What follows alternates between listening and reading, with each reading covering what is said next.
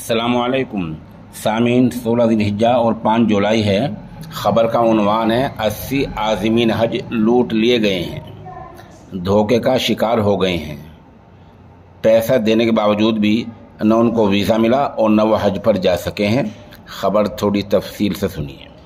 सूबा आसाम के गुवाहाटी में हज पर जाने वालों के साथ धोखाधड़ी का मामला सामने आया है। ये लोग धोखे की वजह से हज पर भी नहीं जा सके हैं।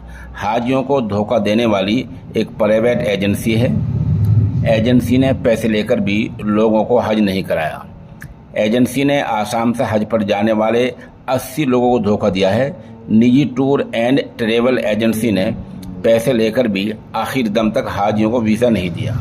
इत्तला के मुताबिक एजेंसी ने हर शख्स से 4 से 5 लाख तक रुपए लिए हैं और फिर भी इन लोगों को वीज़ा नहीं दिया है। इस सारे मामले में हाजियों का कहना है उन्हें ऐसी एजेंसी ने धोखा दिया है जिसके पास कोई रजिस्ट्रेशन भी नहीं है। पहले तो लोग इसको रजिस्टर्ड एजेंसी समझते थे, लेकिन अब एजेंसी के दफ्तर पहुंचकर हंगामा किया तो पता चला कि इस एजेंसी का कोई रजिस्ट्रेशन नहीं है। एजेंसी की वजह से आसाम के लगभग 80 हाजियों को मुश्किलात का सामना है। जालसाजी से उन्हें इस साल हज की सआदत से महरूम होना पड़ा है। एजेंसी के मुतासरीन ने बताया कि एजेंसी ने उन्हें हज पर भेजने के लिए 80 लोगों से भारी भरकम रकम ली थी, मगर आखिर तक उनको धोखे में रखा गया। मुतासरीन ने एजेंसी के मालिक को जल्द अज जल्द गिरफ्तार करने का मुतालबा किया है।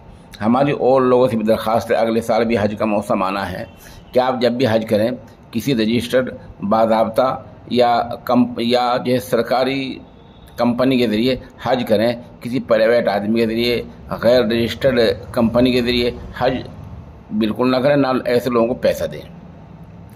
इसी तरह हमारी उम्रा करने वालों से दरख्वास्त है कि उम्रा करने वाले भी ऐसे लोगों से रब्ता करें जो लोग पक्के हों, सच्चे हों और जिनके उम्रा टूर बाज़ाब्ता सरकार से रजिस्ट्रेशन हों। फिर भी आप अपने उनको पासपोर्ट देने का, पैसे देने का सबूत पास में रखें, क्योंकि उम्रा कराने वाले और उम्रे को ले जाने वाले बड़ी तादाद में ऐसे लोग हैं जो लोगों से खासी रकम लूट चुके हैं।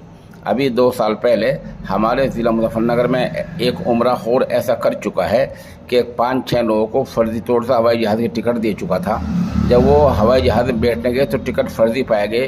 पूरे दिन उनको पुलिस ने थाने में हिरासत में रखा। बड़ी खुशामद मिन्नत के बाद शाम को छोड़ा गया। ऐसे और बहुत से उम्रा करने वाले हैं जो लोगों की लाखों रुपए की रकम ऐंठ चुके हैं। इसलिए उम्रा हो या हज हो, इस बारे में देखभाल कर काम करें।